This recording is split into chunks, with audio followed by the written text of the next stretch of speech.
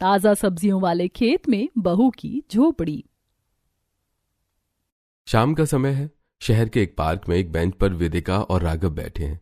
वेदिका ने एक designer one piece dress पहनी है और हाथ में नया आईफोन है। वहीं बगल में राघव बैठा है। उसके कपड़े फटे हुए हैं और बहुत पुराने भी लग रहे हैं। वेदिका, ये जो हम सपने देख रहे हैं ना, ये सिर्फ फिल्मों में अच्छे लगते हैं। करण जौहर की फिल्मों में गरीब के घर में रेशम की साड़ियां होती हैं, पर मेरी हकीकत बहुत कड़वी है। राघव, तुम ऐसा क्यों बोल रहे हो? क्योंकि सच यही है। मेरा कोई पक्का मकान नहीं है वेदिका। एक टूटी हुई झोपड़ी है जिसके चारों तरफ बंजर जमीन है। वहीं एसी की ठंडी हवा नहीं, लू चलती है। तुम बचपन से मखमली गद्दों पर सोई हो। वहां की खाट तुम्हें चुभेगी। तुम एक दिन भी नहीं टिक पाओगी वहां। तो क्या हुआ, गद्दे चुभेंगे तो मैं तुम्हारी बाहों में सो जाऊंगी। राघव, मैंने तुम्हारे बैंक बैलेंस से प्यार नहीं किया। मुझे तुमसे प्यार है, तुम्हारी सच्चाई से प्यार है। अगर तुम सड़क पर भी रहोगे ना, तो वो फुटपाथ मेरे लिए महल होगा। मुझे दौलत नहीं चाहिए, मुझे बस तुम चाहिए। आई लव यू राघव, और ये मेरा फाइनल डिसीजन है। तो ठीक है, फिर हम इस बारे में अपने माता पिता से बात करते हैं। तुम भी करो, मैं भी करता हूँ। वेदिका ने जब अपने माता पिता को राघव के बारे में बताया तो उसके पिता मिस्टर खन्ना गुस्से से लाल पीले हो गए और माँ अंजना रोने लगी। पागल हो गई है तू। अरे प्यार से पेट नहीं भरता। वेदिका, फिल्मों का बुखार उतार दे। तो उस फटे हाल लड़के के साथ रहेगी? पापा, वो गरीब है लेकिन दिल का बहुत अमीर है। दिल का अमीर बेटा, जब भूख लगती है ना तो दिल का अमीर होना काम नहीं आता। तू बचपन से फूलों की तरह पली है। वहां तुझे कांटों पर चलना पड़ेगा। वो लोग 2 वक्त की रोटी के लिए भी तरसते हैं। बेटी मान जा, जिद मत कर, वहां तू घुट घुट के मर जाएगी। मम्मी पापा, मैं जानती हूँ मुश्किलें आएंगी, पर अगर मैंने आज राघव का साथ छोड़ दिया तो मैं जीते जी मर जाऊंगी। मैं सब एडजस्ट कर लूंगी पापा, बस मुझे आप लोगों का आशीर्वाद चाहिए। जा कर ले अपनी मनमानी, लेकिन याद रखना, जब वहां की गरीबी तुझे तोड़ेगी तो रोते हुए इस चौखट पर मत आना। हमने तुझे आगाह कर दिया है। शहर से दूर एक बंजर और सूखी जमीन के बीच एक झोपड़ी बनी है। राघव अपने पिता दीनानाथ, माँ सावित्री, जेठानी डॉली और जेठ सुरेश के सामने खड़ा है। राघव ने अपने माता पिता को वेदिका के बारे में जब बताया तो उसके माता पिता और सभी परिवार वाले उस पर गुस्सा होने लगे। बेटा, तूने ये क्या कर दिया है? वो महलों की गुड़िया है। हमारे फटे बिस्तर और सूखी रोटी उसे कैसे भाएगी? हाँ बेटा, लोग क्या कहेंगे कि हमने अमीर घर की लड़की को फंसा लिया। वो हमें छोड़कर भाग जाएगी, हमारी बहुत बेइज्जती होगी। माँ बाबूजी, वो वैसी नहीं है, वो सब संभाल लेगी। अरे वाह देवर जी वाह, मतलब अब इस टूटी झोपड़ी में करीना कपूर आएगी। हे भगवान, अब क्या हम उसकी आरती उतारेंगे? डॉली चुप कर, सीरियस बात चल रही है। तुम तो चुप ही रहो, मैं क्या गलत बोल रही हूँ?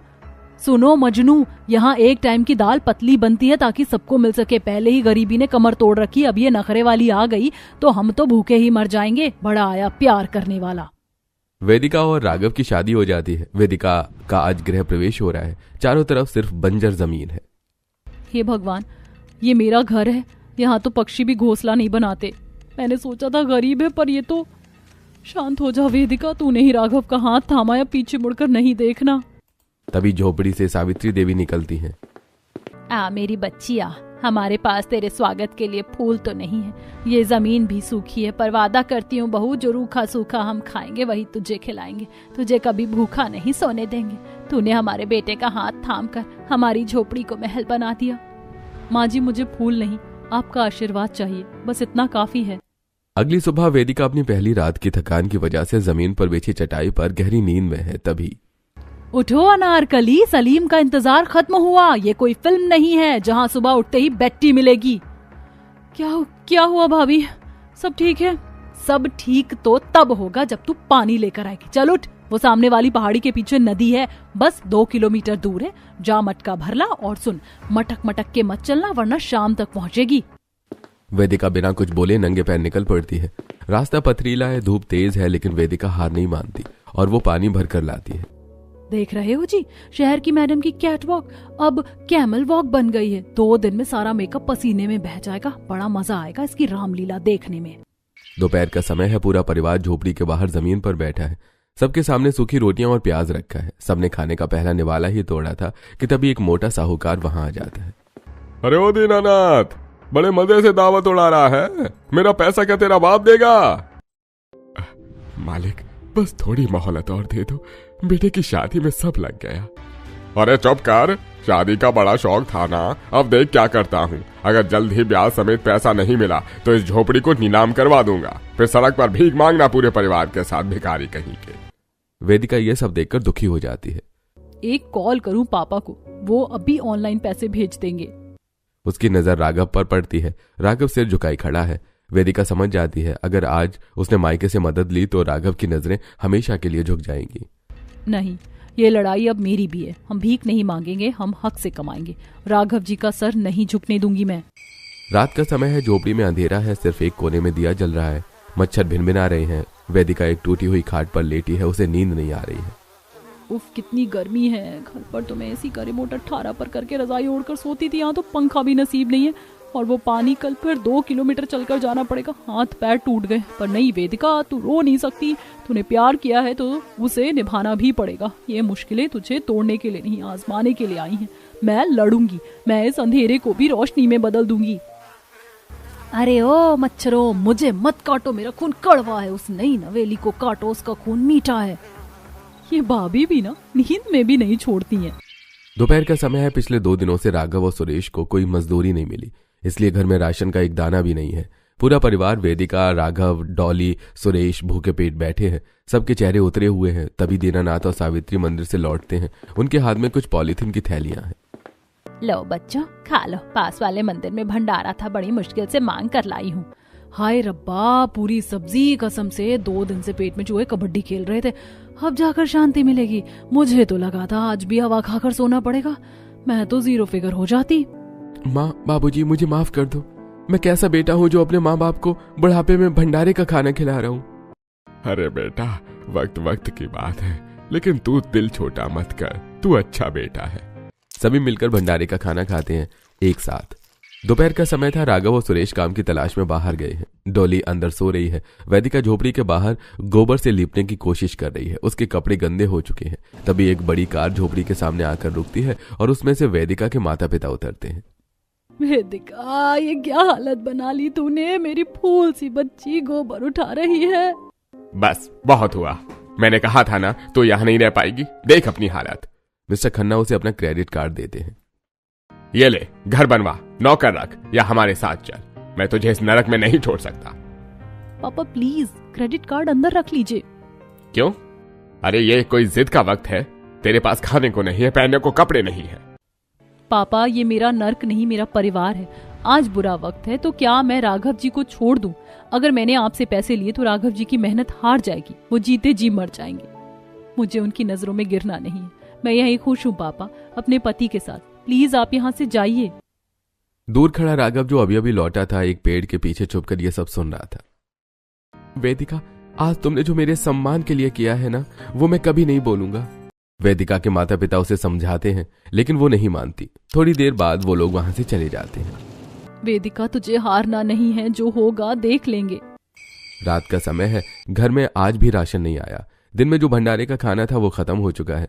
सावित्री ने जैसे तैसे पड़ोस से मांग कर कुछ रोटियां बनाई हैं और साथ में सिर्फ नमक और कटी हुई प्याज है। बस आज इतना ही है, कल भगवान कुछ जुगाड़ कर देगा। वेदिका को बहुत भूख लगी थी। वो खुद को रोक नहीं पाती और अपनी रोटी नमक के साथ जल्दी जल्दी खा लेती है। वो अपनी खाली थाली को देखती है। उसका पेट अब भी खाली है। राघव ये देख लेता है। वेदिका, ये ले, मेरी रोटी भी खा ले। नहीं राघव जी, तुम क्या खाओगे? तुम भी तो सुबह से भूखे हो। अरे मुझे भूख नहीं है, मैंने बाहर पानी पी लिया था, पेट फूल गया है। तुम खा लो। हाँ बहू, राघव सही कह रहा है। और मुझे तो बुढ़ापे में वैसे भी पचता नहीं है। मैंने शाम को भंडारे वाला प्रसाद ज्यादा खा लिया था। मेरा पेट एकदम भरा है, तो मेरी भी रोटी ले ले। माँ जी, राघव, मैं जानती हूँ आप दोनों झूठ बोल रहे हो, आप भी भूखे हो।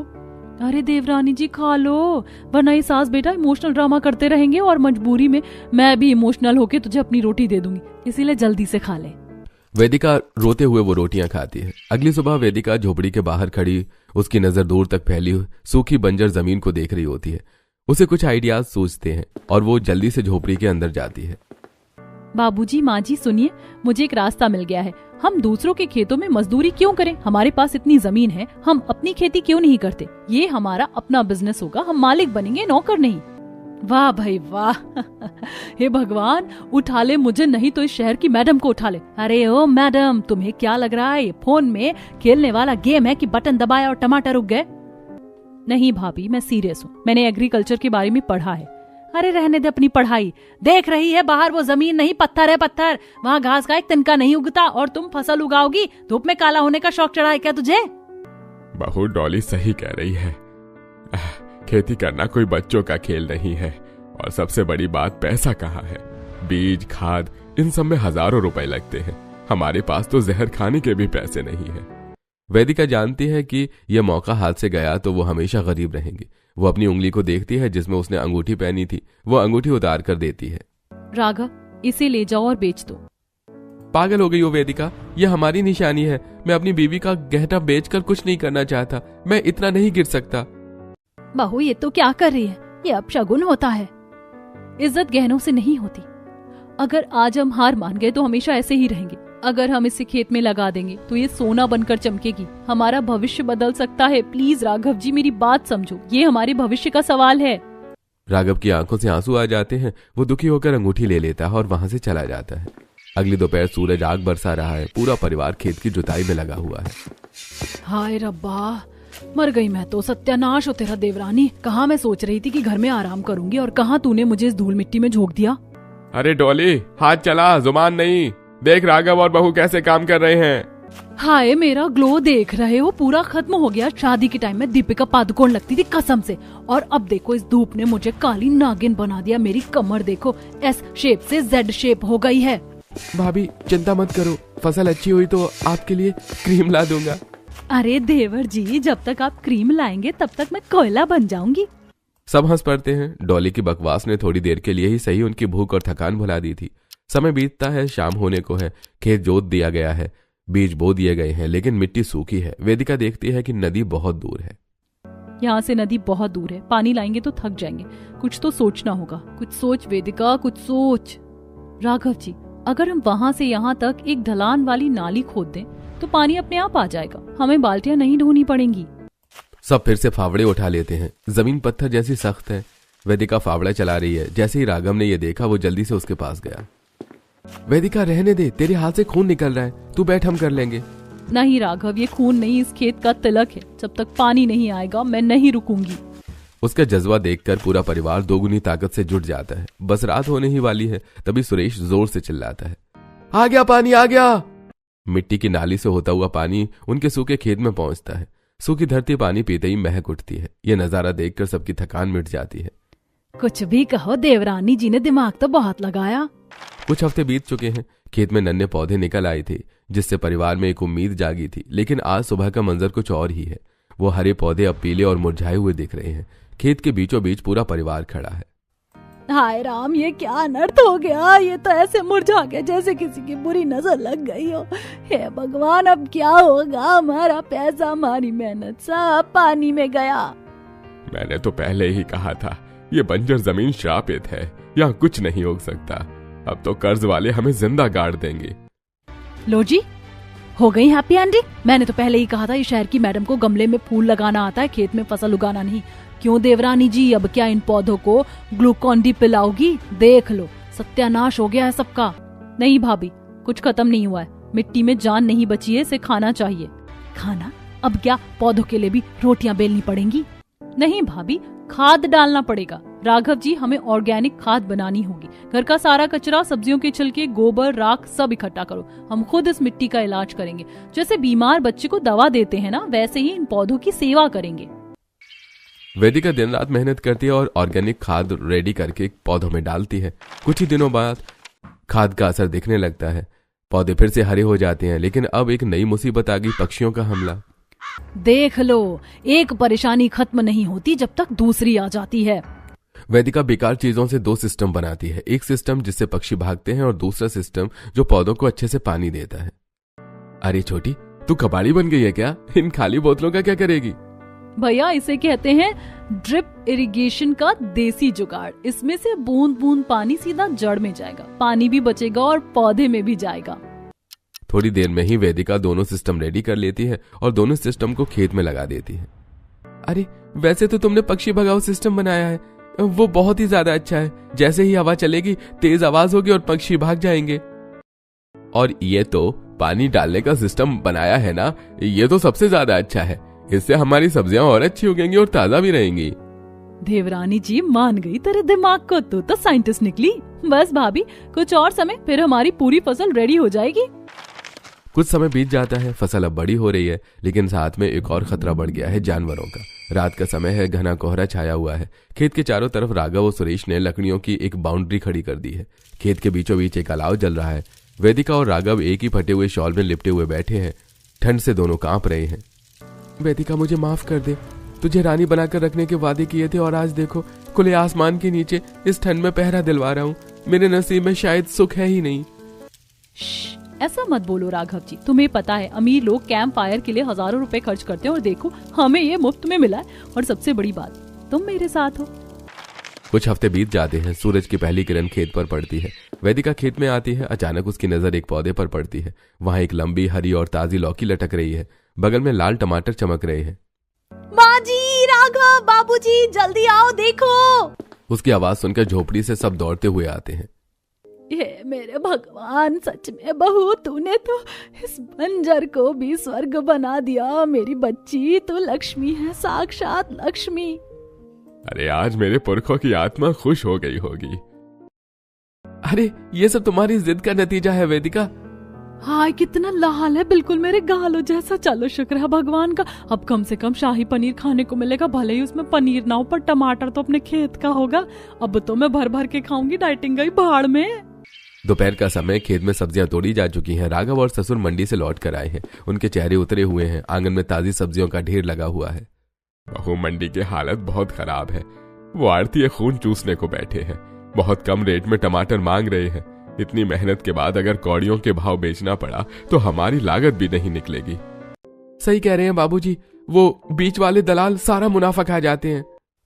नहीं राघव जी, हम अपनी मेहनत को ऐसे बेकार नहीं जाने देंगे। हम मंडी में बेचेंगे ही नहीं।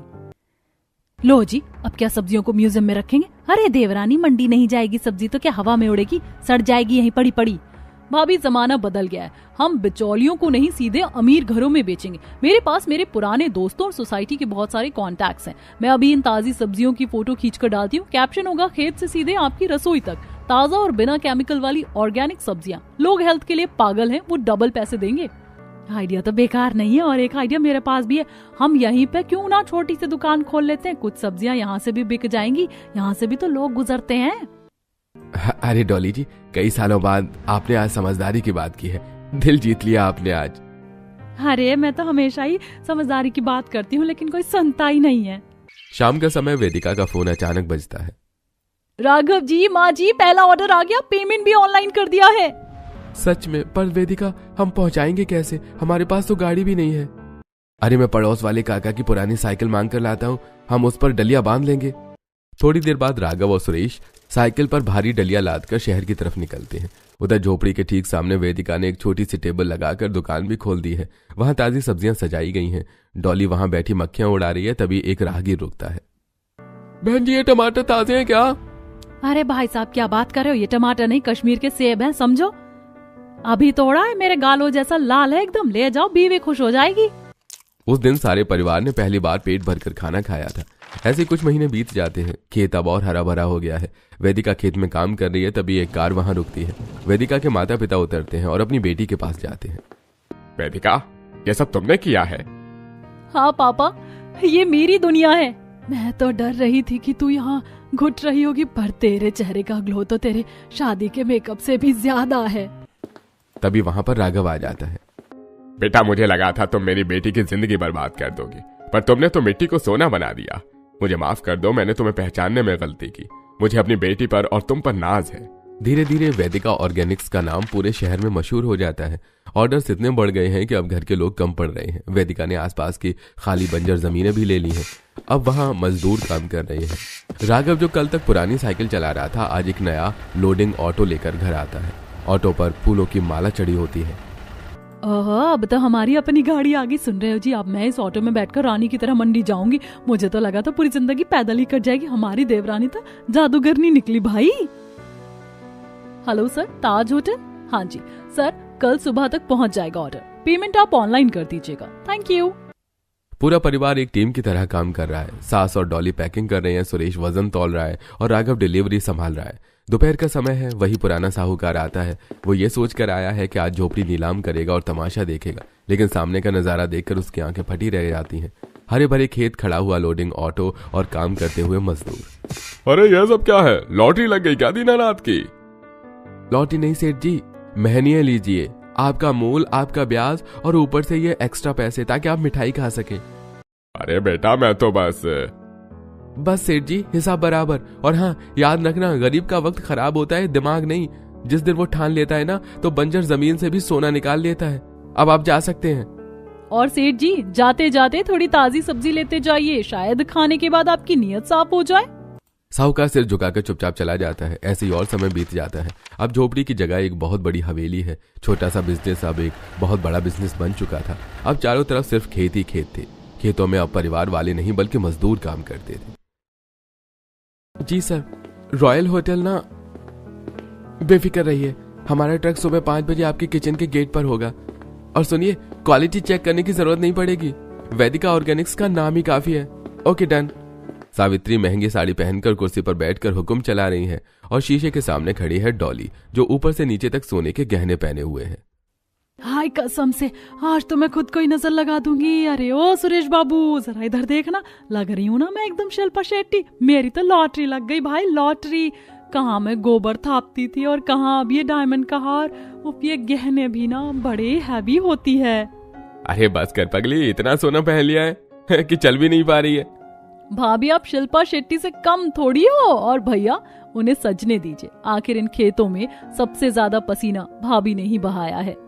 शाम का सुहाना वक्त है। हवेली के गेट पर गाड़ियों की लाइन लगी है। शहर के लोग खुद अपनी गाड़ियां रोककर वहां आकर फ्रेश सब्जियां खरीद रहे हैं। वहीं दूर सारा परिवार अपने खेतों के बीचों बीच खड़ा है। चारों तरफ हरियाली ही हरियाली है। वाह, मजा आ गया।